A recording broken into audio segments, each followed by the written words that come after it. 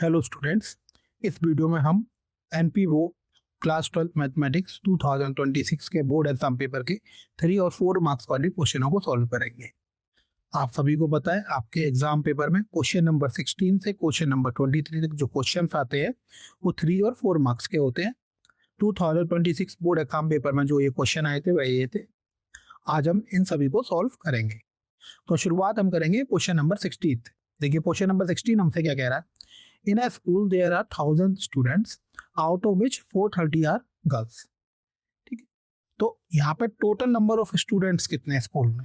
Total number of students, तो सबसे पहले हम टोटल नंबर ऑफ स्टूडेंट्स लिख लेंगे। तो वो कितने हमारे पास 1000। ठीक है, इसमें से दे रखा out of which 430 are girls. तो अगर हम देखेंगे नंबर ऑफ गर्ल्स कितनी है, तो नंबर ऑफ गर्ल्स कितनी है 430। इतनी बात आपको समझ में आ गई। अब वो ये कह रहा है कि it is known that out of 430 10% of the girls study in class 12। यानी हम ये कह सकते हैं कि number of girls study in class 12 वो कितनी हो जाएंगी बताइए? वो हो जाएंगी 10%। 430 का 10%, यानी 10% ऑफ 430। तो इसको हम सॉल्व करेंगे तो 10/100 इंटू 430, तो ये हमारे पास कितना निकल आएगा 43। ठीक, क्लियर को इतना। अब वो ये कह रहा है हमसे कि what is the probability that a student chosen randomly studies in class 12 given that the chosen student is a girl. तो ये हमारे पास कंडीशनल प्रोबेबिलिटी का क्वेश्चन है। तो यहाँ पर हम एक इवेंट कंसिडर कर लेते हैं ई, और एक इवेंट कंसिडर कर लेते हैं एफ। ई को हम मान लेते हैं कि सेलेक्टेड स्टूडेंट, जो हमने स्टूडेंट चूज करा है, चूजन स्टूडेंट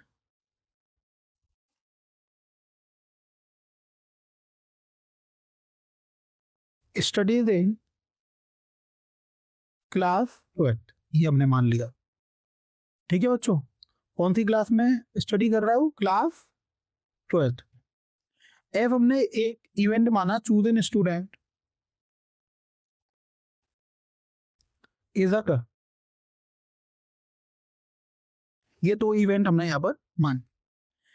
अब देखिए यहां पर हमें दिया क्या है, हमें यहाँ पे दिया है कि chosen student is a girl है, और हमें ये निकालना है कि वो क्लास 12 में हो। यानी अगर हम कंडीशनल प्रोबेबिलिटी से देखेंगे तो हमें प्रोबेबिलिटी ई बाय एफ निकलना है कि chosen student is a girl हमें पता है और वो क्लास 12 में हो। तो कंडीशनल प्रोबेबिलिटी के फॉर्मूले के अकॉर्डिंग का फॉर्मूला क्या हो जाएगा? Probability of E intersection F bye probability of F, यही हो जाएगा। अब probability of E intersection F की वैल्यू हम कैसे निकालेंगे? ई इंटरसेक्शन एफ का मतलब हो गया कि number of girls studied in class 12, वो हम निकाल चुके, वो कितनी है 43। और टोटल कितने हैं स्टूडेंट स्कूल में? 1000। एफ की प्रोबेबिलिटी कैसे निकालेंगे? एफ क्या है? गर्ल। तो गर्ल कितनी है हमारे पास स्कूल में? 430। टोटल स्टूडेंट कितने हैं? 100। यही हो जाएगा। 1000 से 1000 कैंसिल आउट हो गया, ये हमारे पास कितना आ गया? 43/430। 43/430 की वैल्यू कितनी आएगी? 1/10, यानी कि 0.1। तो जो स्क्वायर प्रोबेबिलिटी थी बच्चों वो हमारे पास कितनी निकल कर आ गई? 0.1। ये इसका आंसर हो गया। चलिए 16 क्वेश्चन के और वाले पार्ट को देखते हैं। वो हमसे क्या कह रहा है? प्रोबेबिलिटी ऑफ ए हमसे कह रहा है 6/11 है, प्रोबेबिलिटी ऑफ बी 5/11 है, probability of A union B 7/11 है।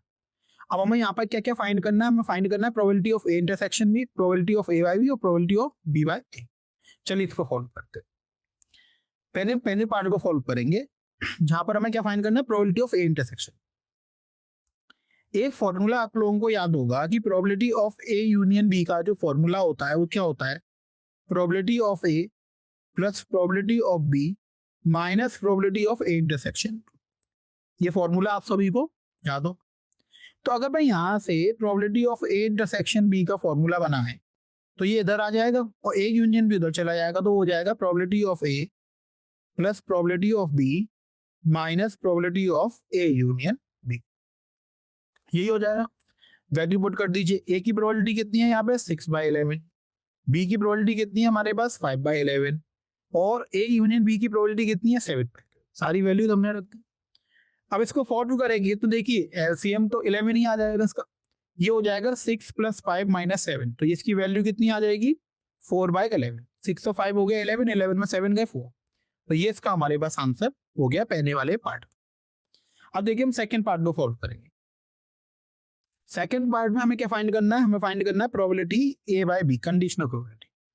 इसका फॉर्मूला सभी को पता है, फॉर्मूला क्या होता है, probability of A intersection B bye probability of B। अब देखिए probability of A intersection B अभी हमने ऊपर फाइंड करा है, वो कितना है हमारे पास 4/11।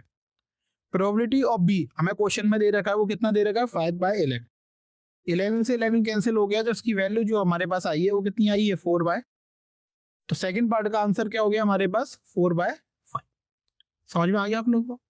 चलिए थर्ड पार्ट करते हैं इसका। थर्ड पार्ट हमसे क्या कहना है, हमें क्या फाइंड करना है, प्रोबेबिलिटी ऑफ B/A। हमें क्या फाइंड करना है, probability of B/A। Conditional probability से इसका फॉर्मूला लिखेंगे तो ये हो जाएगा probability of A intersection B bye probability of A। Values put कर दीजिए। Probability of A intersection B हमारे पास हो गया 4/11 और प्रोबेबिलिटी ऑफ A हमें कितना दे रहा है 6/11। ये तो क्वेश्चन में गिवन है, कैंसिल आउट हो गया, तो ये हो गया हमारे पास 4/6। 4/6 में अभी हम क्या कर सकते हैं, इसको 2 से काट सकते हैं, तो 2 से कैंसिल आउट करने पर ये हमारी वैल्यू मिल जाएगी 2/3। ये 2 से 2 टाइम्स आएगा, 3 टाइम्स है, तो ये हमारे पास इसका आंसर हो गया 2/3। समझ में आ गया आप लोगों को। चलिए अब नेक्स्ट क्वेश्चन की तरफ चलते हैं। Question number 70। यहाँ पर हमें दे रखा है कि हमें A मैट्रिक्स दे रखी है और B दे रखी है, तो हमें फाइंड करनी है वैल्यू A + B की, A - B की और A × B। Simple question matrix का। चलिए पहले हम इसका पहला पार्ट फाइंड करते हैं। पहले हम A + B फाइंड करते हैं, तो A मैट्रिक्स लिख लेते हैं। A मैट्रिक्स है हमारे पास 2 4 3 2, प्लस का साइन लगाते हैं। B मैट्रिक्स लिख लेते हैं 1 3 -2 5, ये लिख लेते हैं। अब अगर हमें ऐड करना है तो हमें इसके करस्पॉन्डिंग एलिमेंट ऐड करने पड़ेंगे, यानी पहली रो के पहले एलिमेंट को पहली रो के पहले एलिमेंट से, पहली रो के दूसरे एलिमेंट को पहली रो के दूसरे। तो जब ऐड करेंगे तो देखिए 2 + 1, 2 + 1 कितना हो जाएगा हमारे पास 3 हो जाएगा। ठीक है, आप चाहे तो एक स्टेप बढ़ा सकते हैं, इसको ऐसे लिख सकते हैं 2 + 1, फिर ये हो जाएगा 4 + 3, ये हो जाएगा 3 - 2, वे साइन लेंगे और ये हो जाएगा 2 + 5। अब आप इसको सॉल्व करके लिखेंगे तो ये कितना आ जाएगा 3 7, 2 और 1 3, 4 और 3 7, 3 - 2 1 और 2 + 5 7। ये हमारे पास किसकी वैल्यू आ गई, A + B की वैल्यू आ। अब चलिए इसका सेकंड पार्ट करते हैं। सेकंड पार्ट हमसे क्या कह रहा है, हमें क्या फाइंड करना है, A - B। पहले A मैट्रिक्स लिख लेते हैं 2 4 3 2 माइनस B मैट्रिक्स 1 3 -2 5। सॉल्व करते हैं। देखिए 2 - 1, 2 - 1 ये हो जाएगा, ये हो जाएगा 4 - 3, 3 - -2, तो ये हो जाएगा 3 + 2, माइनस माइनस साइन मिलके प्लस बना लेंगे, 2 - 5। अगर हम इसको सॉल्व करेंगे तो हो जाएगा 1 1 5 और ये माइनस का 3। बात समझ में आ गया आपका। 2 - 1 1 होगा, 4 - 3 1 होगा, 3 - -2 था तो 3 + 2 5 हो जाएगा और 2 - 5 माइनस। ये हमारे पास सेकंड पार्ट था। अब हम थर्ड पार्ट करेंगे। वो थर्ड पार्ट में हमें क्या फाइंड करना है, A × B। A B matrix find करनी है। देखिए पहले हम A मैट्रिक्स लिख लेते हैं 2 4 3 2, B मैट्रिक्स लिख लेते हैं 1 3 -2 5, मल्टीप्लाई करते हैं। पहला एलिमेंट निकालने के लिए पहली रो का पहले कॉलम से मल्टीप्लाई करना पड़ेगा, पहली रो पहला कॉलम, तो 2 × 1 हो गया 2, 4 × 2 -8, तो ये 2 - 8 हो गया। सेकेंड एलिमेंट निकालने के लिए पहली रो का सेकेंड कॉलम से 2 3 जा 6 और 4 5 जा 32। सेकेंड रो का पहले एलिमेंट निकालने के लिए सेकेंड रो का फर्स्ट कॉलम से 3 1 जा 3, 2 2 जा -4। सेकेंड रो का सेकेंड एलिमेंट निकालने के लिए सेकेंड रो का सेकेंड कॉलम से 3 3 जा 9 और 2 5 जा 10, यही हो जाएगा। इसको सॉल्व करके लिख लीजिए। 2 में से 8 गया था माइनस का 6, 20 और 6 कितना हो गया 26, 3 में से 4 गया -1 और ये हो गया 90, तो ये इसका आंसर निकल कर आ गया। तो हमने यहाँ पे तीनों पार्ट सॉल्व कर दिए। चलिए अब नेक्स्ट क्वेश्चन पे चलते हैं, इसके और वाले पार्ट। और वाले पार्ट इनसे कह रहा है कि हमें A ट्रांसपोज की वैल्यू दे रखी है, B की वैल्यू दे रखी है, दो मैट्रिक्स दे रखी है A ट्रांसपोज और B। हमें वेरीफाई करना है कि A + B का होल ट्रांसपोज जो है वो किसके बराबर है, A ट्रांसपोज + B ट्रांसपोज के बराबर। ये प्रॉपर्टी नहीं होती है, आप इनको पता है, लेकिन हमें यहाँ पे ये क्या करना है, प्रूफ करके दिखाना, वेरीफाई करके दिखाना। ठीक, चलिए करते हैं। अब सबसे पहले यहाँ पे क्या करेंगे, ए मैट्रिक्स फाइंड करेंगे। तो ए मैट्रिक्स कैसे फाइंड होगी, अगर हम ट्रांसपोज का ट्रांसपोज कर दें तो हमें क्या मिल सकता है, ए मैट्रिक्स मिल सकती है। तो यहाँ पर हमें ए ट्रांसपोज की वैल्यू दे रखी है, तो इस मैट्रिक्स को हम दोबारा से क्या कर देंगे, ट्रांसपोज कर देंगे। 3 4 -1 2 0 1। अब हम इसका ट्रांसपोज करेंगे तो हमें ए मैट्रिक्स मिल जाएगी। ये क्या मिलेगी हमें, 3 4 -1 2 0 1। ये हमें क्या मिल गई बच्चों, ए मैट्रिक्स मिल गई। अब सबसे पहले एलएचएफ फाइंड करेंगे। एलएचएफ में हमारे पास क्या है, ए प्लस बी का ट्रांसपोज। अब ए प्लस बी का ट्रांसपोज फाइंड करने से पहले हमें क्या करना पड़ेगा, ए प्लस बी को फाइंड करना पड़ेगा। ये करना पड़ेगा हमें, सबसे पहले क्या फाइंड करना पड़ेगा, ए प्लस बी। तो देखिए पहले ए मैट्रिक्स को लिख लेते हैं हम, 3 -1 0। इसके बाद है हमारे पास 4 2 1। ये तो ए मैट्रिक्स आ गई। बी मैट्रिक्स को लिख लीजिए। बी मैट्रिक्स हमें क्या दे रखी है, -1 2 1 1 2 3। अब इनको ऐड कर लेते हैं। देखिए 3 -1, 3 -1 कितना हो जाएगा, -1 + 2, ये कितना हो जाएगा 1। 0 + 1 कितना हो जाएगा 1। 4 1 कितना हो जाएगा 5। 2 और 2 4, 1 और 3 4। ये हमारे पास क्या आ गया, ए प्लस बी मैट्रिक्स आ गई। अब एलएचएफ में हमें निकालना क्या था बच्चों, इसमें हमें निकालना था ए प्लस बी का ट्रांसपोज। तो इस मैट्रिक्स का हम क्या कर देंगे, ट्रांसपोज कर देंगे। ट्रांसपोज करने पे हमें ये मिलेगा 2 1 1। पहली रो पहला कॉलम बन जाएगी, अब दूसरी रो दूसरा कॉलम, तो 5 होल 4। इतनी बात समझ में आ गई। तो ये हमें क्या मिल गया, ए प्लस बी का ट्रांसपोज मिल गया। क्लियर हो गया बच्चों। चलिए अब इसका आरएचएस वाला पार्ट हम सॉल्व करते हैं। आरएचएस वाला पार्ट है ना बच्चों। अब आरएचएस वाले पार्ट में हमें क्या दे रखा है, आरएचएस वाले पार्ट में हमें दे रखा है कि ए ट्रांसपोज प्लस बीटा। हमें क्या फाइंड करना है, ए ट्रांसपोज प्लस बीटा। देखिए ए ट्रांसपोज की वैल्यू तो हमें दे ही लगी है, बी हमें दे रखा है, बी का हम ट्रांसपोज निकाल सकते हैं। तो चलिए ए ट्रांसपोज प्लस बीटा, अब वैल्यू रखते हैं, है ना। हम यहाँ पे किसकी वैल्यू निकाल रहे हैं, आरएचएस। अब ए ट्रांसपोज की वैल्यू कितनी है हमारे पास, ये है 3 4 -1 2 0 1 प्लस करा हमने। अब हमें बी का ट्रांसपोज निकालना है। तो बी मैट्रिक्स हमें दे देगी, इसका ट्रांसपोज कर देंगे। पहली रो को पहले कॉलम में चेंज करेंगे तो -1 2 1। दूसरी रो को करेंगे तो दूसरे कॉलम में 1 2 0।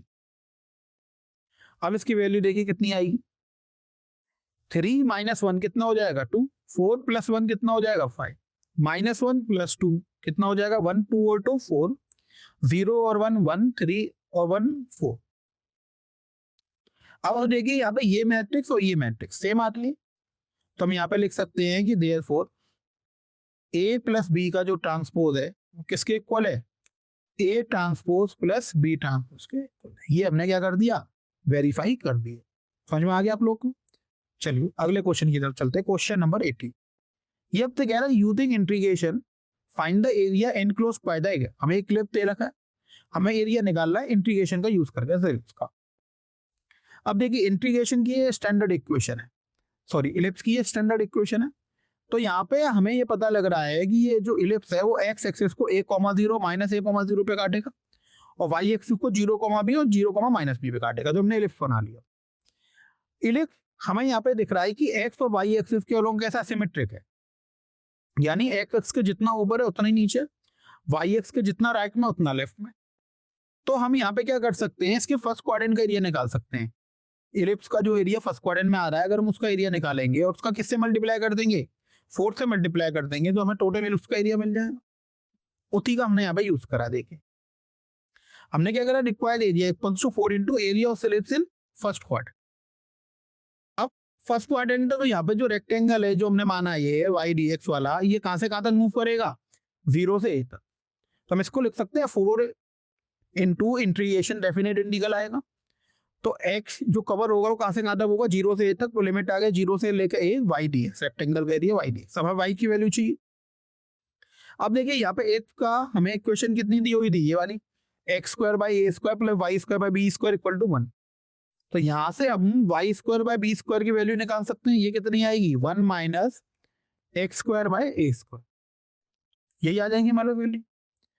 अब इसको अगर हम एलसीएम ले लेंगे तो ये हो जाएगा हमारे पास a square minus x square by a square. अब ये वाई स्क्वायर वाला बी स्क्वायर अगर उधर चला जाएगा और हम रूट ले लेंगे तो यहाँ पे वाई की वैल्यू आ जाएगी plus minus B bar A under root में a square minus x square.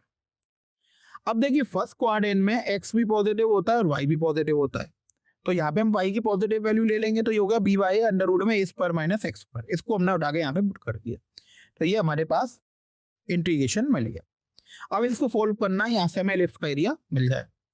अब देखिए इसको सोल्व करेंगे तो बी वाई का बाहर आ जाएगा 4b अंडर रूट में a square minus x square का इंटीग्रेशन का formula x by two under root में a square minus x square plus a square by two sine inverse x y. और limit कहाँ से कहाँ तक आ गई, 0 से लेकर ए। अब हमने क्या करा, इसमें पहले अपर लिमिट पुट करेंगे, उसके बाद माइनस साइन लगा के लोअर लिमिट पुट करेंगे सॉल्व करने के लिए। उससे पहले हमने क्या करा, 2 कॉमन लेके 4 को कट कर दिया 2 से, तो ये कितनी बार चला जाएगा 2 टाइम, तो ये हो गया 2b by upper limit put करी ए अंडर रूट में a square minus a square plus a square sine inverse 1 कैसे आ गया, क्योंकि ए अपॉन ए हो जाएगा, एक्स अपॉन ए है तो बच्चों, तो यहाँ पे ए अपॉन ए हो जाएगा, ए से कैंसिल हो जाएगा 1 आ जाएगा माइनस 0। यहाँ पे लोअर लिमिट पुट करेंगे 0 का इंटू किसी में करेंगे 0 और यहाँ पे आ जाएगा ए स्क्वायर साइन इनवर्स 0। अब देखिए साइन इनवर्स 0 का जो वैल्यू होती है वो किसके बराबर होती है, 0 के बराबर होती है, तो यहाँ पे हमने 0 रख दिया। चलिए आगे सॉल्व करते हैं, ए स्क्वायर से ए स्क्वायर कैंसिल हो जाएगा यहाँ पे, तो इस पूरे टर्म की वैल्यू कितनी आ जाएगी 0। अब यहाँ पे सिर्फ एक ही टर्म बचेगा, वो ये बचेगा ए स्क्वायर साइन इनवर्स 1। अब साइन इनवर्स 1 को हम सॉल्व करेंगे तो हमें पता है कि साइन में जो 1 मिलता है किस पर मिलता है 90 पर, तो हमें से क्या लिख सकते हैं साइन पाई बाई, तो इसकी वैल्यू हमारे पास कितनी आ जाएगी पाई बाई, तो यहाँ पे साइन इनवर्स 1 की जगह हमने क्या लिख दिया पाई बाई, तो ये हो गया 2b by A square pi by 2। अब देखिए यहाँ पे ए से ए कैंसिल हो जाएगा, 2 से 2 कैंसिल हो जाएगा, क्या बचा पाई है, तो ये हमारे पास किसका एरिया निकल कर आया, इलिप्स का एरिया हमारे पास ये निकल कर आ। समझ में आया बच्चों। चलिए अब अगले पार्ट पर चलते हैं। इसके अगला क्वेश्चन से क्या कह रहा है, using integration find the area enclosed by circle. अब लिस्ट की जगह हमें क्या दे दिया है, सर्कल दे दिया। सर्कल देखकर हमें समझ में आ रहा है कि सर्कल के जो सेंटर है वो कहां पर है 0,0 पर, और रेडियस कितनी है, तो ये सर्कल एक्स एक्सिस को कहां पे काटेगा, ये 0 पे, वाई को 0,b पर ये काटेगा। अब ये सर्किल भी एक्स एक्सिस और वाई एक्सिस के लोग कैसा होगा, सिमेट्रिक, तो हम क्या करेंगे फर्स्ट क्वाड्रेंट का एरिया निकालेंगे, 4 से मल्टीप्लाई कर देंगे तो हमें टोटल एरिया मिल जाएगा जैसा हमने पिछले क्वेश्चन में करा था। तो रिक्वायर्ड एरिया कितना होगा 4 into area of circle in first quadrant. अब यहाँ पे हमने एक रेक्टेंगल ले लिया बाई लेंथ का, ये भी एक्स एक्सिस पे कहां से कहां तक मूव करेगा 0 से लेकर ए तक, तो एरिया क्या आएगा 4 इंटू लिमिट आगे 0 से लेकर ये वाई डी एस। अब वाई की वैल्यू चाहिए, अब देखिए सर्किल की इक्वेशन यहाँ पे हमें कितनी दे रखी है, x square plus y square equals to a. यहाँ से हम वाई स्क्वायर की वैल्यू कैसे निकाल सकते हैं, a square minus x square, y हो जाएगा ये रूट, अगर स्क्वायर हो जाएगा तो रूट में कन्वर्ट हो जाएगा, ये हो जाएगा y equal to plus minus under root में ए स्क्वायर माइनस एक्स। अब वही बात फर्स्ट क्वाड्रेंट में एक्स भी पॉजिटिव होता है और वाई भी पॉजिटिव होता है, पॉजिटिव वाला पार्ट हम इसका ले लें। ये वैल्यू उठा के हमने यहाँ पे रख दी, तो ये हमारे पास इक्वेशन मिल गई जिसको हमें सॉल्व करना है, ये देखिए। अब देखिए ए स्क्वायर माइनस एक्स स्क्वायर हमने इसको इंटीग्रेशन करा इसका, तो इंटीग्रेशन करने पर हमें क्या मिल गया 4 into x by 2 under root में a square minus x square plus a square by 2 sine inverse x y है, 0 से लेकर ए तक इसकी लिमिट हो। अब हमने क्या करा, एक बार अपर लिमिट पुट करी, इसमें अपर लिमिट पुट करने पर ए बाई 2 अंडर रूट में a square minus a square plus a square by 2 sine inverse a y, ये हो गया। माइनस साइन लगाएंगे, लोअर लिमिट पुट करेंगे, 0 पुट करेंगे तो 0, ये हो जाएगा ए बाई 2 साइन इनवर्स 0। इतनी बात आप लोगों को समझ में आ गई। अभी देखिए हमने लास्ट क्वेश्चन में देखा था साइन इनवर्स 0 का मान क्या होता है 0, इसकी वैल्यू क्या होती है 0, तो नहीं था 0 में चला गया, ए स्क्वायर से ए स्क्वायर कट गई, वैल्यू किसमें चला गया 0 में, तो एक ही टर्म बचेगा, वो क्या बचेगा ए स्क्वायर बाय 2 ये साइन इनवर्स 1, इससे कैंसिल होकर क्या आ जाएगा 1। अभी अपने लास्ट क्वेश्चन में देखा था कि साइन इनवर्स 1 की जो वैल्यू आई थी वो कितनी आई थी पाई बाई 2 आई थी, तो हम यहाँ पे क्या रख सकते हैं, इसकी जगह पाई बाई 2 रख सकते हैं, तो ये 4 से 4 कैंसिल हो जाएगा, तो ये हमारे पास आ जाएगा पाई ए स्क्वायर। तो ये किसका एरिया आ गया आपके पास, ये सर्किल का एरिया निकल कर आ गया। बात समझ में आ गई आप लोगों को। चलिए अब नेक्स्ट क्वेश्चन की तरफ चलते हैं। नेक्स्ट क्वेश्चन है क्वेश्चन नंबर 19। ये हमसे कह रहा है solve the following linear programming problems graphically. इसमें हमें जेड की मैक्सिमम वैल्यू निकालनी, और यहाँ पर हमें जो इक्वेशन दे रखी है वो दे रखी है x plus y less than equals to 50, 3x plus y less than equals to 90, x greater than equal to 0 और वाई इक्वल। तो हम पहले इनइक्वलिटी लेते हैं पहली वाली, ये हमें दे रखा है x plus y less than equals to 50। तो सबसे पहले हम इससे एक इक्वेशन लिख लेंगे, इक्वेशन हो जाएगी x plus y equal to 50। अब लाइन बनाने के लिए हम ये देखेंगे कि ये कहाँ पर x एक्सिस को कट करेगी और y एक्सिस वहाँ पर कट करेगी। तो एक बार x की जगह 0 रख देंगे तो y की वैल्यू 50 मिल जाएगी, एक बार y की जगह 0 रख देंगे तो x की वैल्यू 50 मिल जाएगी। यानी ये x एक्सिस को 0,50 और 50,0 मतलब x एक्सिस को 50,0 पे, y एक्सिस को 0,50 पे कट करेंगे। ये हमने पॉइंट बना लिए, लाइन को जोड़, ये हमारे पास ये लाइन बन गई। अब बात आती है कि ये जो लाइन हमने बनाई है ये किस साइड का एरिया लेगी। एक तो ओरिजिन वाली साइड होती है, एक नॉन ओरिजिन वाली साइड होती है, किस साइड का एरिया मिलेगा। तो हम इसमें ओरिजिन पुट करा देंगे। ओरिजिन पुट कराने पर हमें यहाँ पे जो कंडीशन मिलेगी वो मिलेगी 0 लेस देन इक्वल्स टू 50। ये कैसी कंडीशन है, ये ट्रू कंडीशन। यानी इस लाइन का हम कौन सा वाला एरिया लेंगे, जो ओरिजिन वाली साइड होगा, यानी ये वाली साइड का एरिया हम वहां पर ले। अब सेकंड इक्वेशन देखते हैं। सेकंड इक्वेशन क्या है हमारे पास, वो है 3x plus y less than equals to 90। इसको हम चेंज करेंगे, इसको चेंज करने पे ये क्या बन गया हमारे पास, 3x plus y equals to 90, ये बन जाएगा हमारे पास। अब ये x और y x को कहाँ काटेंगी, तो उसके लिए हम पॉइंट निकालेंगे। एक बार x की वैल्यू 0 पुट कर दीजिए तो y की वैल्यू कितनी आ जाएगी, 90। एक बार y की जगह 0 पुट कर दीजिए तो x की वैल्यू कितनी आ जाएगी, 30। यानी ये x एक्सिस को कहाँ पे कट करेगा, 30,0 का, y एक्सिस को कहाँ पे कट करेगा, 0,90 पे। ये पॉइंट बना लिया हमने, 30,0 0,90 जोड़ दिया। अब फिर से वही क्वेश्चन आएगा, ओरिजिन वाली साइड लेंगे या नॉन ओरिजिन वाली साइड। तो इनइक्वालिटी को लिख लीजिए और इसमें ओरिजिन पुट करा दीजिए, 0 लेस देन इक्वल्स टू 90। ये कैसा स्टेटमेंट आ गया, ट्रू स्टेटमेंट आ गया। यानी इस लाइन का भी हम कौन सी वाली साइड का एरिया लेंगे, ओरिजिन वाली साइड का। दो इक्वेशन हमें ये दे रखी है, x equal to 0, y greater than equal to 0। ये क्या बताती है, फर्स्ट क्वाड्रेंट। क्योंकि फर्स्ट क्वाड्रेंट में ही हमारे पास क्या होता है, x और y दोनों पॉजिटिव होते हैं। तो इस इक्वेशन से हमें ये पता लगता है कि हमें जो सॉल्यूशन लेना है वो कौन से क्वाड्रेंट में लेना है, फर्स्ट क्वाड्रेंट में हमें सॉल्यूशन लेना। तो फर्स्ट क्वाड्रेंट में लेना है भाई, ये फर्स्ट क्वाड्रेंट का पार्ट हो गया। अब जो कॉमन पार्ट आया इन सब का, वो ये शेडेड पोर्शन आ गया। ये शेडेड पोर्शन हमारे पास कॉमन पार्ट आ गया। शेडेड पोर्शन में कितने कॉर्नर आ रहे हैं हमारे पास, एक तो ओरिजिन आ रहा है 1, ए पॉइंट आ रहा है 2, बी आ रहा है 3 और सी आ रहा है 4 कॉर्नर पॉइंट्स आ रहे हैं। अब अगर मैं जेड की मैक्सिमम वैल्यू निकालनी है तो हमें किसका यूज करना पड़ेगा, कॉर्नर पॉइंट मेथड का। तो चलिए उसका यूज करते हैं। तो एक तो हम यहाँ पे कॉर्नर पॉइंट लिखेंगे कि कॉर्नर पॉइंट कौन से हमारे पास, और इन सब कॉर्नर पॉइंट्स पर हम किसकी वैल्यू निकालेंगे, z की वैल्यू निकालेंगे। तो z हमें कितना दे रखा है यहाँ पे, 4x प्लस वाई।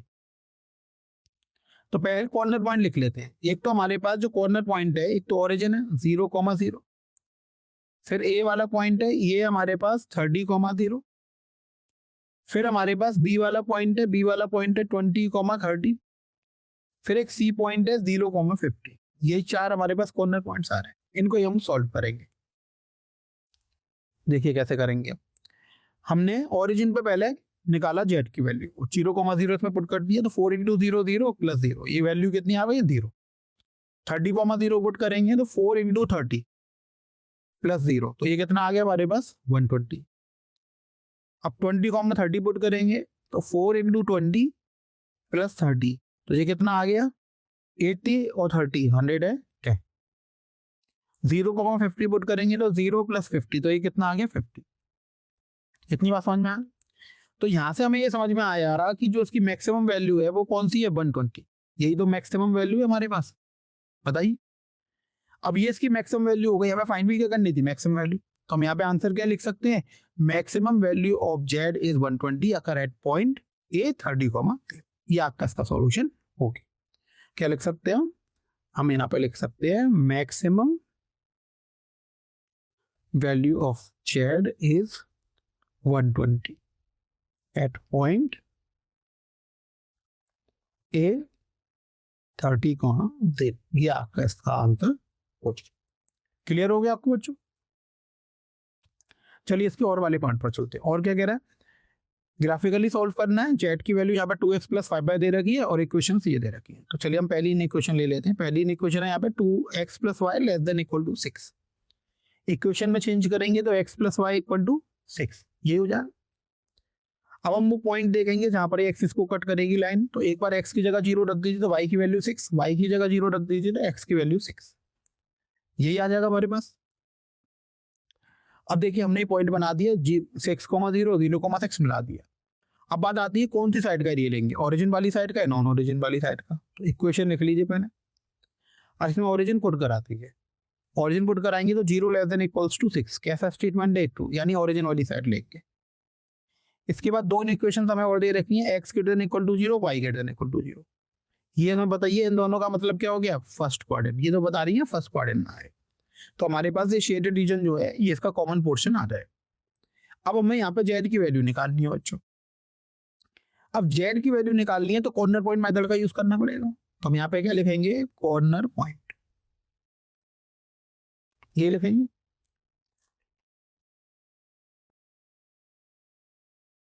और यहाँ पर हम क्या लिखेंगे, z। तो z कितना हमारे पास 2x प्लस 5y, यही हो जाए ना। अब देखिए कॉर्नर पॉइंट यहाँ पे कितने, एक तो ओरिजिन है 0,0 पहला पॉइंट, दूसरा पॉइंट ए वाला है और तीसरा पॉइंट बी वाला। तीन कॉर्नर पॉइंट है, तीनों लिख लेंगे। ओरिजिन आ गया 0,0, ए पॉइंट आ गया हमारे पास 6,0 और बी पॉइंट आ गया हमारे पास 0,6। अब इन पॉइंट्स पर किसकी वैल्यू निकालेंगे, z। तो ये तो 0 प्लस 0 कितना आ जाएगा, 0। 6,0 पे करेंगे तो 2 इंटू 6 प्लस 0 कितना आ गया, 5। 0,6 पे करेंगे तो 0 प्लस 6 इंटू 5, ये कितना आ गया, 30। अब हमें यहाँ पे मिनिमम वैल्यू लेनी थी या मैक्सिमम, हमें कौन सी वैल्यू लेनी थी, मैक्सिमम। तो इसकी मैक्सिमम वैल्यू हमारे पास कितनी निकल कर आई है, 30 निकल कर आई है। किस पॉइंट पर, 0,6। तो अब लिख देंगे here maximum value of z is 30 at point b 0,6 है ना। तो here maximum value of z is 30 at point, क्या हो जाएगा, पॉइंट 0,6 दिया। ये हमारे पास इसका आंसर निकल कर, समझ आ गया आप लोगों को। चलिए अगले क्वेश्चन की तरफ चलते हैं। क्वेश्चन नंबर 20, एक डेफिनेट इंटीग्रल का क्वेश्चन है और हमें यहाँ पे इसकी क्या निकालनी है, वैल्यू निकाल। चलिए इसकी वैल्यू फाइंड। यहाँ पर हमें आई दे रखा है, इंटीग्रेशन π/6 से π/3 dx/1 1 प्लस रूट के अंदर 10x, ये दे रखा। अब पहले हम क्या करेंगे, tan को साइन और कॉस में चेंज कर देंगे। तो हम इसको लिख सकते हैं i इक्वल्स टू π/6 से π/3 dx/1 प्लस रूट के अंदर साइन x बाय रूट के अंदर कॉस x, ये लिख सकते हो। एलसीएम ले लेंगे, एलसीएम लेने पर यहाँ पे हमें i मिल जाएगा π/6 से π/3 रूट के अंदर cos x, न्यूमरेटर में चला जाएगा, डिनोमिनेटर में रूट के अंदर cos x प्लस रूट के अंदर sin x dx। इसको हम फर्स्ट इक्वेशन अपनी कंसिडर कर लो। इतनी बात आप सबको समझना है। अब देखिए डेफिनेट इंटीग्रल में एक प्रॉपर्टी होती है कि इंटीग्रेशन a से b f(x) dx की जो वैल्यू होती है वो इंटीग्रेशन a से लेकर b f a plus b minus x dx के बराबर ये होती है। अब इस प्रॉपर्टी का हम यहाँ पे यूज करेंगे। यहाँ पे a की वैल्यू π/6 हो गई और b की वैल्यू कितनी हो गई, 5/3। तो देयरफॉर हम यहाँ पे लिख सकते हैं i की वैल्यू क्या हो जाएगी, देखिए ये तो π/6 से π/3 रहेगा। न्यूमरेटर में आ जाएगा हमारे पास cos π/6 प्लस π/3 माइनस x, ये हो जाएगा a plus b minus x। अब देखिए डिनोमिनेटर में क्या आएगा, डिनोमिनेटर में आएगा cos π/6 प्लस π/3 माइनस x, ये हो जाएगा। साइन के लिए करेंगे तो साइन π/6 प्लस π/3 माइनस x और बाकी आ जाएगा dx। इतनी बात आप लोगों को समझ में आती। चलिए अब इसको आगे सॉल्व करेंगे। तो π/3 प्लस π/6 कितना हो जाएगा, π/2। अगर हम π/6 प्लस π/3 करेंगे तो ये वैल्यू कितनी हो जाएगी, π/, इसका यूज कर लेते हैं यहाँ पे आगे सॉल्व करने के। तो यहाँ पे i इक्वल्स टू हो जाएगा हमारे पास π/6 से लेकर π/3। अब देखिए न्यूमरेटर में क्या है, cos pi by 2 minus x यानी cos 90 minus theta. cos 90 minus theta की वैल्यू कितनी होती है? sin theta. तो ये हो जाएगा अंडर रूट में sin x। डिनोमिनेटर में ये हो जाएगा अंडर रूट में sin x प्लस यहाँ पे हो जाएगा sin 90 minus theta. sin 90 minus theta क्या हो जाएगा? अंडर रूट में cos x dx। इसको हमने क्या मान लिया? Second equation. फर्स्ट इक्वेशन ये हो गई, सेकंड ये हो गई। अब हम यहाँ पे लिखेंगे add equation first and second. First और सेकंड इक्वेशन को हम क्या कर रहे हैं बच्चों? ऐड करते हैं। तो i और i मिलकर कितना बन गया? 2i। ये हो गया इंटीग्रेशन पाई बाई 6 से लेकर पाई बाई 3 अंडर रूट में cos x प्लस रूट के अंदर cos x प्लस रूट के अंदर sin x। ये तो फर्स्ट वाली इक्वेशन है। सेकेंड वाली वो लिखेंगे तो रूट के अंदर sin x बाय रूट के अंदर sin x प्लस रूट के अंदर cos x। ये सेकेंड वाली इक्वेशन आ गई। dx आ रहा है। इतनी बार तो आप लोगों को समझना। अब हम क्या करेंगे कि हम देखेंगे कि यहाँ पे इन दोनों के डिनोमिनेटर सेम, तो हम एलसीएम ले सकते हैं। एलसीएम लेके बच्चों में इसको लिखेंगे कि 2i equals to integration pi by 6 से पाई बाई 3 अंडर रूट में sin x plus under root में cos x by under root में sin x plus under root में cos x dx। ये याद है, देखिए ऊपर इसमें sin x था इधर और ये cos x था। न्यूमरेटर में एक बार sin x एक बार cos x और डिनोमिनेटर में हमने लिख दिया। जब ये वैल्यू सेम हो गई तो कैंसिल आउट हो जाएंगे, तो यहाँ पे क्या आ जाएगा? 1 आ जाएगा। तो यहाँ पे 2i हमें मिल जाएगा इंटीग्रेशन पाई बाई 6 से पाई बाई 3 1 डॉट dx। 1 का इंटीग्रेशन कितना होता है? x। तो ये हो जाएगा पाई बाई 6 से लेके पाई बाई 3। अब इसको सॉल्व करेंगे तो एक बार अपर लिमिट पुट कर देंगे तो अपर लिमिट से pi by 3 minus lower limit. तो इसको सॉल्व करने पर अगर हम पाई बाई 3 में से पाई बाई 6 हटाएंगे तो हमें क्या मिलेगा? पाई बाई 6। एलसीएम ले लीजिए 6 तो 2 पाई माइनस पाई कितना हो जाएगा? पाई। तो यहाँ से आई की वैल्यू हमें कितनी मिल जाएगी? आई की वैल्यू हमें मिल जाएगी पाई बाई 2। क्लियर हो गया? ये आपका इसका आंसर निकल कर, यहाँ पे आई की वैल्यू तो निकाल ली थी हमें इस क्वेश्चन में, आई की वैल्यू निकाल ली थी, हमने निकाल दी। वैल्यू कितनी निकल कर आई है? Pi by 12। क्लियर हो गया? चलिए अब इसके और वाले पार्ट को देखते हैं 28 क्वेश्चन की। यहाँ भी डेफिनेट इंटीग्रल का क्वेश्चन है, हमें वैल्यू निकालनी है। चलिए इसको सॉल्व करते हैं। तो यहाँ पर हमें आई की जो वैल्यू दे रखी है वो दे रखी है इंटीग्रेशन 0 से लेके pi by 2 log cos x dx, ये दे रखी। इसको फर्स्ट इक्वेशन मांगेंगे। अब हम क्या करेंगे? एक प्रॉपर्टी का यूज करेंगे, इंटीग्रेशन 0 से लेकर a F x D x की प्रॉपर्टी। क्या होती है इसकी प्रॉपर्टी? इसकी प्रॉपर्टी होती है इंटीग्रेशन 0 से लेकर a F A minus x D x, यही होती है। इस प्रॉपर्टी को हम यहाँ पे यूज करेंगे। यहाँ पे a की वैल्यू कितनी है? Pi by 2। तो इससे आप आई को क्या लिख सकते हैं? इसको हम लिख सकते हैं 0 से लेके pi by 2 log cos pi by 2 minus x dx, ये लिख सकते। अब cos 90 माइनस थीटा हो गया तो cos 90 माइनस थीटा का फॉर्मूला लगा देंगे तो ये हो जाएगा log sin x dx। ये हमारे पास आई की वैल्यू आ गई। इसको हम क्या मान लेंगे? Equation second. अब हम यहाँ पे करेंगे add equation first and second, इन दोनों को ऐड करते हैं। तो ये तो 2i हो जाएगा बच्चों। ये हो जाएगा इंटीग्रेशन 0 से लेकर pi by 2 log cos x plus log sin x, ये आ जाएगा। इसको हम लिख सकते हैं 2i इक्वल्स टू इंटीग्रेशन 0 से लेकर pi by 2 log sin h dot cos, ये लिख सकते हैं कि log में अलग अलग प्लस हो रहा है तो मल्टीप्लाई हो जाएगा और यहाँ पे क्या आ जाएगा? dx। इतनी बात आप लोगों को समझ में। अब हम यहाँ पे क्या करेंगे? sin 2x का फॉर्मूला बनाएंगे। किसका फॉर्मूला बनाएंगे बच्चों? sin 2x का फॉर्मूला बनाएंगे। sin 2x का फॉर्मूला क्या होता है हमारे पास? हमें पता है कि sin 2x का जो फॉर्मूला होता है वो 2 sin x cos x होता है। तो यहाँ पे sin x cos x तो है। अब वो फॉर्मूला बनाने के लिए हमें क्या करना पड़ेगा? 2 और चाहिए। तो देखिए इसको कैसे सॉल्व करेंगे। हम लिखेंगे 2i इक्वल्स टू इंटीग्रेशन 0 से लेके पाई बाई 2। हमारे पास यहाँ पे log sin x और cos x है। इसमें हम क्या करेंगे, log 2 का एडिशन और log 2 का सब्ट्रैक्शन, ये कर सकते हैं। अब जो एडिशन वाला पार्ट इसमें मिलेगा तो ये क्या हो जाएगा, log 2 sin x cos x, ये हो जाए। तो हम इसको लिख सकते हैं इंटीग्रेशन 0 से लेके π/2 log 2 sin x cos x, ये हो जाएगा dx, इसको बांधने दिया, माइनस इंटीग्रेशन 0 से लेके π/2 log 2 dx।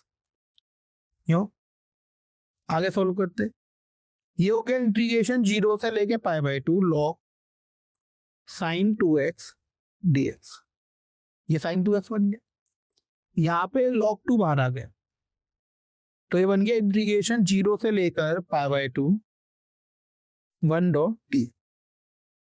इतनी बात आप लोगों को समझ में आ गई। ये किसकी वैल्यू आई, 2i। चलिए आगे सॉल्व करते हैं।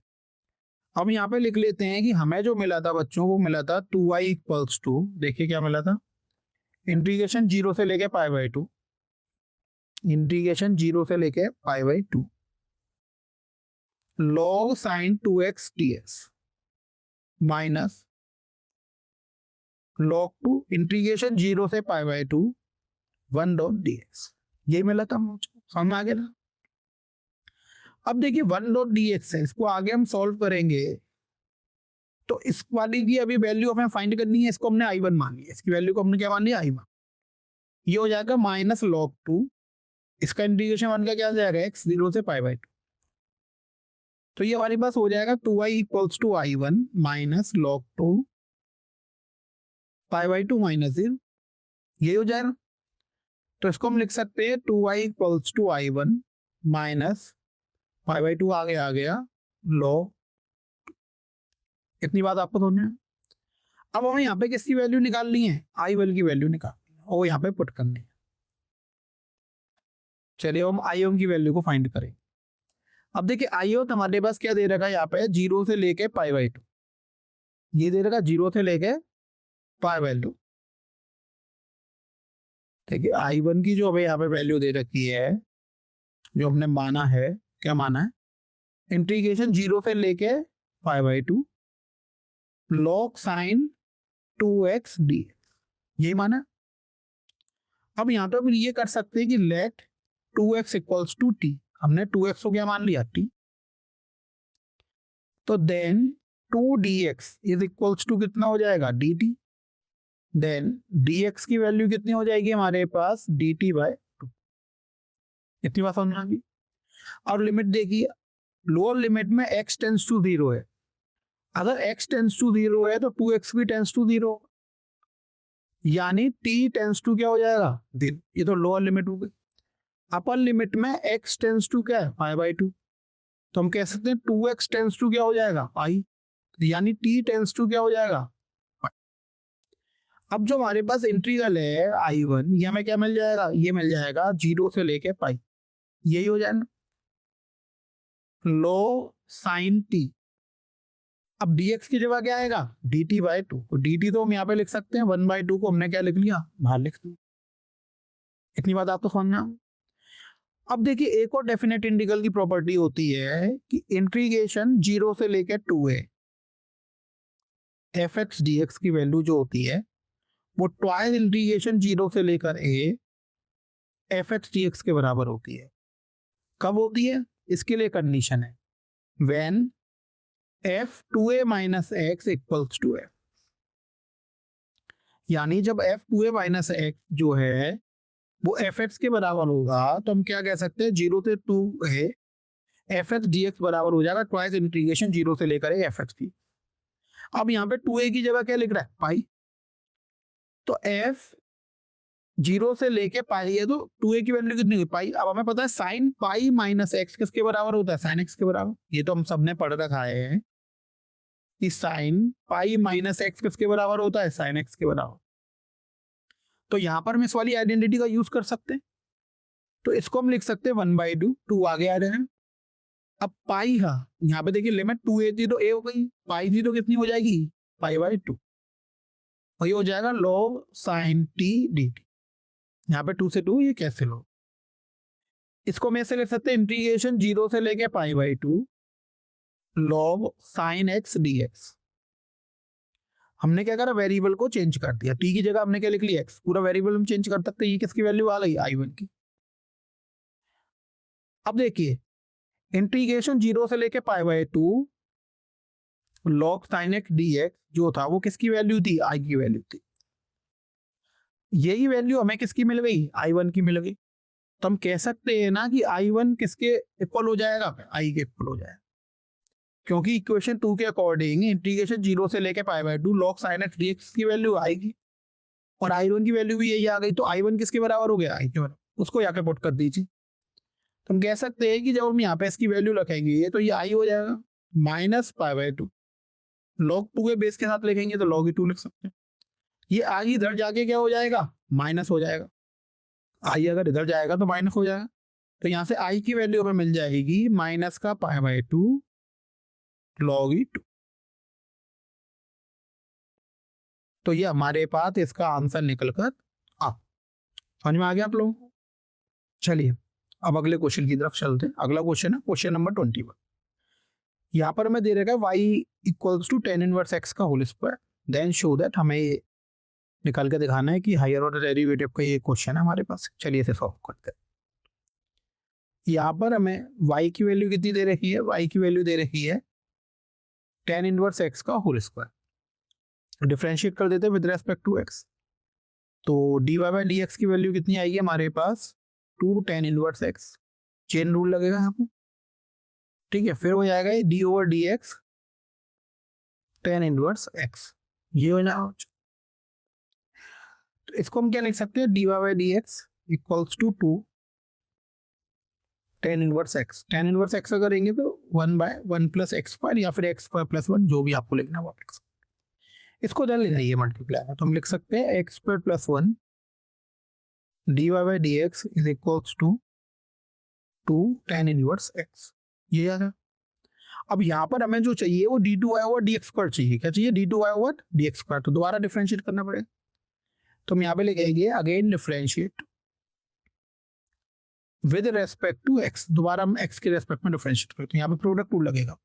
पहले हम dy/dx का करते हैं, तो ये हो जाएगा हमारे पास x square plus 1 d2y over dx square plus, अब एक्स स्क्वायर प्लस 1 का करेंगे तो ये हो जाएगा 2x dy/dx। ये हो जाएगा equals to 2 tan inverse x का क्या हो जाएगा, वही 1/x स्क्वायर प्लस 1।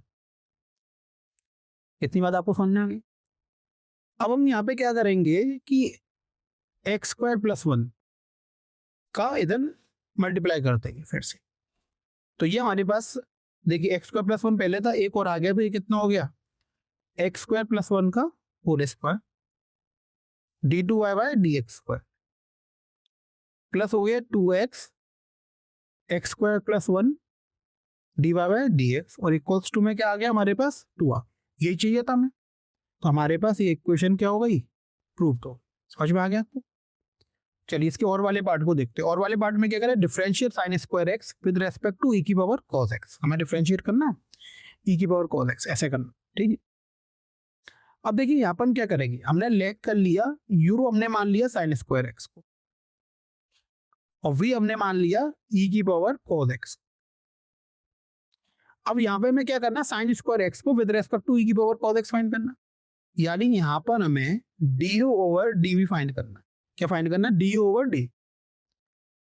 तो du ओवर dv को फाइंड करने के लिए मैं ऐसे लिख सकते हैं du/dx अपॉन में dv/dx। u को x के रेस्पेक्ट में फाइंड कर दें, वैल्यू पुट कर दें, v को x के रेस्पेक्ट में डिफरेंशिएट कर दें, वैल्यू पुट कर दें, ठीक है। चलिए करते हैं। u है हमारे पास sin स्क्वायर x, तो du ओवर dx अगर हम निकालेंगे तो वही चेन रूल लगेगा। चेन रूल से कितना हो जाएगा, 2 sin x। क्या हो जाएगा, 2 sin x। sin x को करेंगे फिर से, तो sin x का क्या हो जाएगा, cos x। अभी तरह v का करते थे कि v क्या हमारे पास e की पावर cos x, यहाँ भी चेन रूल लगेगा। तो अगर हम dv ओवर dx करेंगे तो e की पावर x का e की पावर x ही होता है, तो ये हो गया e की पावर cos x। अब cos x का फिर से डिफरेंशिएट करोगे तो cos x का फिर से डिफरेंशिएशन क्या होता है, माइनस का sin x। ये होना ना। अब हम क्या करते हैं, अब हम डी ओवर डी वी निकालते हैं। तो डी ओवर डी वी निकालने के लिए हमें क्या करना पड़ेगा, D you by d x की वैल्यू ऊपर रखनी पड़ेगी। तो ये हो गया 2 sin x इंटू में cos x।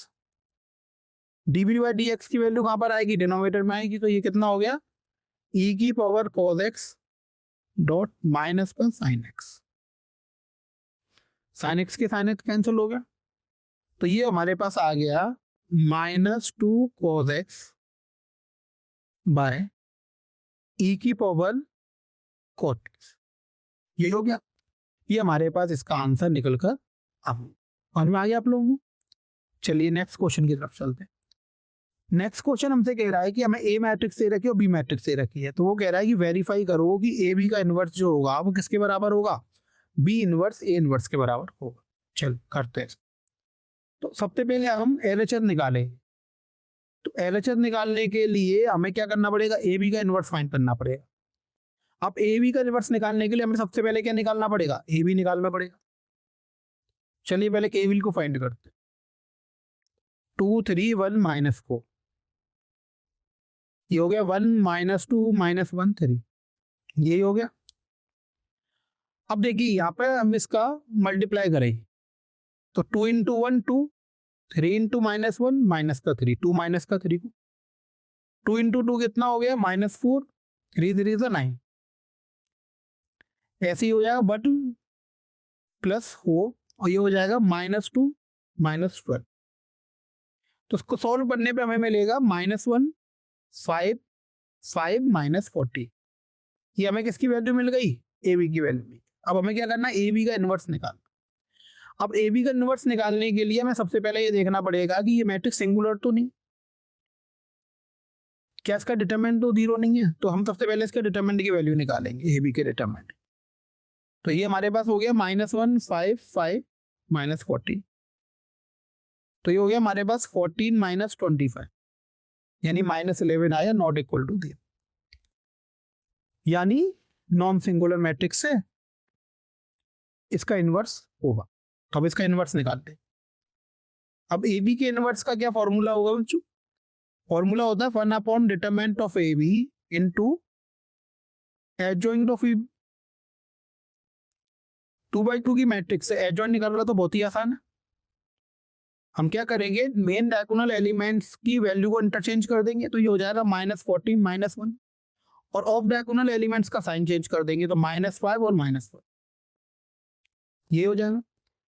इस वाले माइनस साइन को अंदर भेजते तो ये हो जाएगा 1/11 14 5 5 1। तो ये हमारे पास किसकी वैल्यू निकल कर आ गई, 14 5 5 और 1, एक ही के इनवर्स की वैल्यू हमारे पास निकल कर आ। अब हम क्या निकालेंगे बच्चों, अब हम ए इनवर्स और बी इनवर्स निकालेंगे, तभी तो आरएचएस निकल पाएगा। तो चलिए मेरे ए इनवर्स निकालते हैं, ठीक है बच्चों। अब देखिए ए मैट्रिक्स, यहाँ पे ए मैट्रिक्स हमें कितनी दे रखी है, ए मैट्रिक्स दे रखी है हमें 2 3 1 -4। अब ए का इनवर्स एग्जिस्ट करेगा या नहीं करेगा, उसके लिए हमें पहले ए का डिटरमिनेंट निकालना पड़ेगा। तो वो हो जाएगा 2 3 1 -4, तो ये वैल्यू आ जाएगी -8 -3, यानी कि -11, जो कि नॉट इक्वल टू 0 है। तो ए इनवर्स तो एग्जिस्ट करेगा। अब ए इनवर्स का फॉर्मूला क्या हो जाएगा, 1 upon determinant of A into में एडजॉइंट ऑफ ए। तो 1 over -11 एडजॉइंट ऑफ ए वैसे ही निकालना, पहले मेन डायगोनल एलिमेंट की वैल्यू को इंटरचेंज कर दीजिए -4 और 2, ऑफ डायगोनल के साइन चेंज कर दीजिए -3 -। तो ये हमारे पास ए इनवर्स मैट्रिक्स निकल कर आ। अब हम क्या निकालेंगे, बी इनवर्स मैट्रिक्स। तो बी मैट्रिक्स हमें देखिए कितनी दे रखी है, 1 -2 -1 और 3। तो हम पहले बी मैट्रिक्स लिख लेते हैं। बी मैट्रिक्स हमारे पास कितनी थी, 1 -2 -1 और 3, 1 -2 -1 और 3, यही थी हमारे पास बी मैट्रिक्स।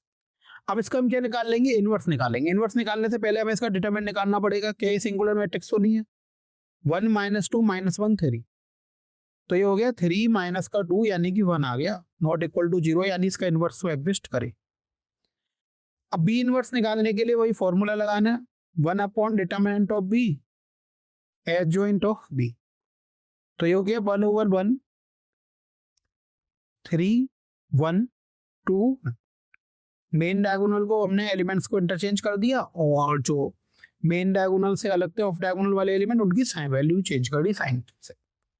समझ में आ गया अपना, ये बी इनवर्स निकल कर आ गया ना। अब हमें क्या निकालना है, बी इनवर्स ए इनवर्स। आरएचआर दी जो कह रहा है बी इनवर्स ए इनवर्स। ठीक है, पहले बी इनवर्स की वैल्यू रख दीजिए, तो बी इनवर्स की वैल्यू है 3 2 1 1। अब ए इनवर्स की वैल्यू देखिए, ए इनवर्स की क्या, -1/11। -1/11 तो बाहर आ गए। मैट्रिक्स में एलिमेंट है हमारे पास इसमें -4 -3 -4 -3 -1 और 2। अब इसका मल्टीप्लाई करते थे, -1/11, 3 4 12, माइनस का 12, 1 इंटू माइनस 2 इंटू -1 माइनस का 2, ये हो गया माइनस का 9 प्लस का 4, 1 इंटू -4 ये -1, ये हो गया -3 प्लस का 2। इतनी बात आप लोगों को समझ में आ, इसको हम लिखेंगे -1/11 -14 -5 -5 -1, माइनस टाइम को अंदर भेज दीजिए तो ये हो जाएगा 1/11 14 5 5 और 1। तो आप देखेंगे बी इनवर्स ए इनवर्स की ये वैल्यू आ रही है, यही वैल्यू हमारे पास किसकी आ रही थी, ए बी इनवर्स की आ रही थी। देखिए जो वैल्यू हमारे पास ये आ रही है, वही वैल्यू हमारे पास ये आ रही है। तो हम यहाँ पे क्या लिख सकते हैं, therefore A B inverse is equals to B inverse into A. Verify हो गया, यही हमें वेरीफाई करना था। चलिए अगले क्वेश्चन में चलते हैं। अगला क्वेश्चन हमसे कह रहा है solve the system of equation by matrix method. हमें दो इक्वेशन दे रखी है, मैट्रिक्स मेथड से हमें सॉल्व करना है। पहले हम दोनों इक्वेशन लिख लेते हैं, 2x + 5y = 1, दूसरी है 3x + 2y = 7। ये हमारे पास दोनों इक्वेशन आ गए। अब इन इक्वेशन को हम पहले क्या करेंगे, ax = b की फॉर्म में लिखें। ठीक है बच्चों, तो इसकी फॉर्म में लिखेंगे तो ये हो गया 2 5 3 2, ये a हो गया। x y, ये x मैट्रिक्स लिख लिया, और b हो जाएगा आपके यहाँ 1 और 7। इतनी बात समझ में है। अब देखिए सबसे पहले हम यहाँ पे डिटरमिनेंट ऑफ a फाइंड करेंगे। उससे क्या होगा, उससे हमें ये पता लगेगा कि इसके सॉल्यूशन कितने हैं, यूनिक सॉल्यूशन है, इनफाइनाइटली मेनी सॉल्यूशन है, नो सॉल्यूशन। तो डिटरमिनेंट ऑफ a फाइंड करेंगे तो ये हो जाएगा 2 5 3 2। तो ये हमारे पास आ गया 4 -15 -11 आ गया, 0 के इक्वल नहीं है, यानी ए इनवर्स एग्जिस्ट करेगा। अब ए इनवर्स अगर एग्जिस्ट करेगा तो इसके कैसे सॉल्यूशन होंगे, यूनिक सॉल्यूशन हो जाएंगे। यही होता है ना, अगर ए इनवर्स एग्जिस्ट करता है तो नंबर ऑफ सॉल्यूशन कैसे हो जाते हैं, यूनिक हो जाते हैं। अब यूनिक सॉल्यूशन निकालने के लिए बच्चों एक फॉर्मूला होता है, क्या होता है फॉर्मूला, वो फॉर्मूला होता है x = a इनवर्स b। हमें इसका यूज करना है। अब हमें उसके लिए क्या करना पड़ेगा, पहले a इनवर्स निकालना पड़ेगा। तो देखिए a इनवर्स निकाल लेते हैं। a इनवर्स क्या होगा, 1 डिटरमिनेंट ऑफ a इनटू में एडजॉइंट ऑफ a। तो 1 -11 डिटरमिनेंट ऑफ a तो हमने पहले फाइंड कर ही लिया। एडजॉइंट ऑफ a में क्या करेंगे, मेन डायगोनल एलिमेंट को इंटरचेंज कर देंगे, दोनों सेम है तो कोई फर्क नहीं पड़ेगा। बाकी ऑफ डायगोनल एलिमेंट के साइन चेंज कर देंगे। तो ये हमारे पास मिल गया a, यहाँ पर पुट कर दी। x की वैल्यू है a इनवर्स 1 -1/11, ये हमारे पास हो गया 2 -5 -3 और ये आ गया 2। बी मैट्रिक्स हमारे पास कितना है, 1 और 7, ये एक सेपरेट a इनवर्स में इंटू कर दीजिए। तो इंटू करने पर -1/11, 2 इंटू 1 2, 7 5 35 माइनस का, -3 इंटू 1 -3, 2 7 40। तो ये हो गया -1/11 -33 और ये हो गया 11। यही हो गया बच्चों, -1/11 को हमने अंदर भेज दिया तो ये हो गया 3 और ये हो गया -। ये हमारे पास किसकी वैल्यू निकली है, ये हमारे पास x की वैल्यू निकली है ना। x क्या था हमारे पास, x, y, यही तो था x। देखिए यही था x। तो यहां से हम कह सकते हैं कि x की वैल्यू कितनी हो गई 3 और y की वैल्यू कितनी हो गई -1। तो ये हमारे पास आंसर निकल कर आ गए इस इक्वेशन के सॉल्यूशन। समझ में आ गया आप लोग? चलिए अगले क्वेश्चन की तरफ चलते हैं। क्वेश्चन नंबर 23 वो कह रहे हैं find the shortest distance between the lines L1 and L2 whose vector equations are.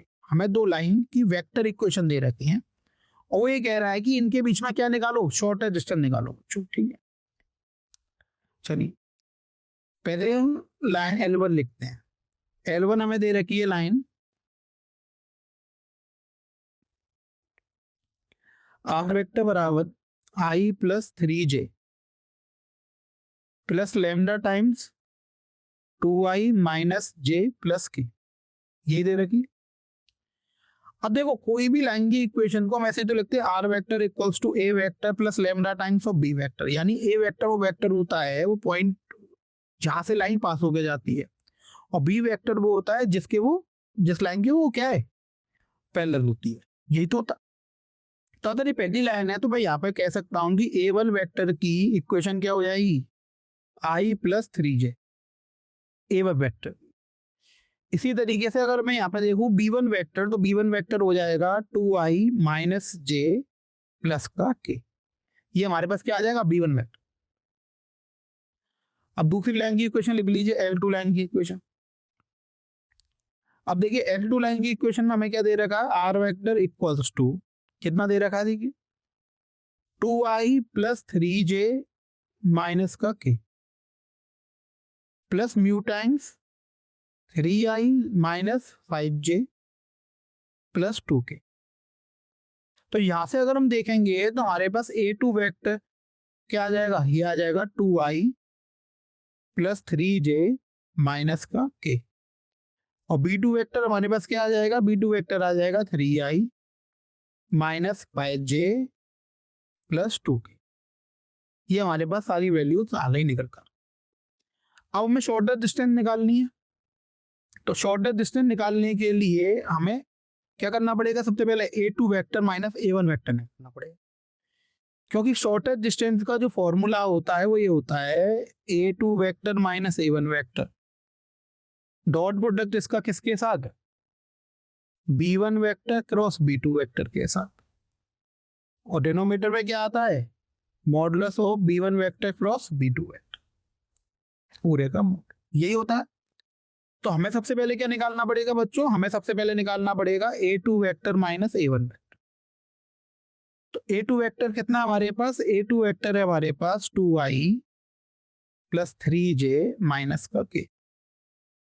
A1 vector कितना है i प्लस 3j, तो माइनस करेंगे तो माइनस i माइनस का 3। सॉल्व कर लीजिए, 2i में से i चला गया i है, j से j पूरा कट गया और ये हो गया माइनस का k। ये हमारे पास किसकी इक्वेशन आ गई, A2 vector minus A1 vector i minus k। अब हम क्या निकालेंगे, अब हम निकालेंगे B1 vector cross B2 vector. तो निकालिए इसको। तो इसके लिए हम क्या रखेंगे i j k, B1 vector के कोफिशिएंट रखेंगे तो हो जाएंगे 2 माइनस 1 1, B2 वेक्टर के रखेंगे तो 3 माइनस 5। इसको सॉल्व कर देते हैं। आई के साथ क्या आएगा देखिए -2 माइनस माइनस का प्लस का 5 हो जाएगा, ये हो जाएगा माइनस j, j के साथ क्या आएगा 4 माइनस 3, अब प्लस का k, k के साथ क्या आएगा -10 प्लस का 3। तो इसको सॉल्व कर हम लिखेंगे तो ये हो जाएगा 3i minus j minus 7k। ये हमारे पास क्या मिल गया, B1 vector cross B2 vector बने। इतनी बात समझ में आ गई। अब देखिए A2 vector minus A1 vector इसकी वैल्यू हमने निकाल ली, B1 vector cross B2 vector इसकी वैल्यू हमने निकाल ली। अब नीचे इसका क्या है मॉडुलस, तो हमें इसके मॉडुलस की वैल्यू निकालनी पड़ेगी। ठीक है, चलिए हम यहाँ पे लिख लेते हैं information. A2 vector minus A1 vector हमारे पास कितना आया, A2 माइनस A1 आया था i माइनस k, तो हम इसको लिख लेंगे i के माइनस k। इसी तरह B1 vector cross B2 vector ये कितना आया था देखिए, ये हमारे पास आया था 3i minus 6 minus 7k, 3i minus j minus 7k, ये लिख लिया हमने बच्चों। अब इसका मॉडुलस निकालना देंगे, तो modulus b1 vector cross b2 vector कैसे निकालेंगे? अंडर रूट के अंदर 3 का स्क्वायर, ठीक है, प्लस -1 का स्क्वायर प्लस -7 का स्क्वायर, तो ये हो जाएगा रूट के अंदर 9 + 1 + 49, यानी रूट के अंदर 15 है। ये हमारे पास क्या निकल कर आ गया? इसका मॉडुलस निकल कर। अब चलिए अब हम निकालेंगे शॉर्टेस्ट डिस्टेंस। शॉर्टेस्ट डिस्टेंस के लिए हमने फॉर्मूला लिख लिया था, उसको दोबारा लिख लेते हैं यहाँ पे। a2 vector minus a1 vector dot b1 vector cross b2 vector by modulus b1 vector cross b2 vector, ये हो जाएगा बच्चों। अब इनकी हम यहाँ पे क्या करेंगे? वैल्यू पुट कर देंगे। देखिए अब वैल्यू पुट करेंगे तो d की वैल्यू यहाँ पे कितनी आएगी? देखिए a2 vector minus a1 vector, a2 vector minus a1 vector, ये कितना हो जाएगा? i माइनस का k dot b1 vector cross b2 vector, तो ये हो जाएगा 3i माइनस का j माइनस का 7k। डिवाइड में इनका मॉडुलस, मॉडुलस की वैल्यू पहले निकाल चुके हैं, अंडर रूट में 15 है। चलिए इसको आगे सॉल्व करते हैं। अब इसको आगे हम सॉल्व करेंगे तो देखिए यहाँ पे i का i के साथ डॉट प्रोडक्ट करेंगे, तो 1 × 3 कितना हो जाएगा? 3। j का j के साथ करेंगे, यहाँ j है ही नहीं तो 0 हो जाएगा। k का से के साथ करेंगे तो प्लस का 7, -1 × -7 7 हो जाएगा, बाई अंडर रूट में 15 है। तो यहाँ पे जो शॉर्टेस्ट डिस्टेंस हमारे पास निकल कर आएगी वो कितनी निकल कर आएगी? बताइए। वो हो जाएगी हमारे पास 3 + 1 कितना हो जाएगा? 10/√15। तो ये हमारे पास शॉर्टेस्ट डिस्टेंस निकल कर आ गई, इसका आंसर हो। समझ में आ गया बोलो? चलिए अगला क्वेश्चन, लास्ट क्वेश्चन है। यहाँ पे हमसे कह रहा है find the value of p so that the lines, हमें दो लाइंस दे रखी हैं आर एट राइट एंगल, यानी लाइन जो है वो राइट एंगल पे इंटरसेक्ट कर रही है। तो देखिए सबसे पहले यहाँ पे जो हमें लाइन दे रखी है उसको हम L1 और L2 मान लेते हैं। तो L1 हमें दे रखा है 1 - x/3, ये दे रखा है ना, equals to 7y - 14/2b equals to z - 3/2 and L2 में क्या दे रखा है? L2 में दे रखा है 7 - 7x/3b equals to y - 5/1 equals to 6 - z/1, ये दे रहा ना। अब इन लाइन्स को सबसे पहले स्टैंडर्ड फॉर्म में ले जाएंगे। स्टैंडर्ड फॉर्म कौन सी होती है? स्टैंडर्ड फॉर्म होती है x - x1/l equals to y - y1/m equals to z - z1/m। अब ये कौन सी फॉर्म होती है? इसमें क्या होता है कि x1 y1 z1 वो पॉइंट होते हैं जहाँ से लाइन पास होकर जा रही होती है। l m n क्या होते हैं? डायरेक्शन। तो इस स्टैंडर्ड में क्या होता है कि x y और z के कोएफिशिएंट जो होते हैं वो +1 के बराबर, हमें वही करना है। यहाँ पे देखिए -1 है तो माइनस साइन कॉमन ले लेंगे, या फिर अब ये कह सकते हैं कि न्यूमरेटर और डिनोमिनेटर में -1 से इंटू कर देंगे, तो ये हो जाएगा x - 1/3। यहाँ पे y का कोएफिशिएंट 7 है, 7 से डिवाइड कर दीजिए न्यूमरेटर और डिनोमिनेटर को, तो y - 2 हो जाएगा, ये हो जाएगा 2p/7।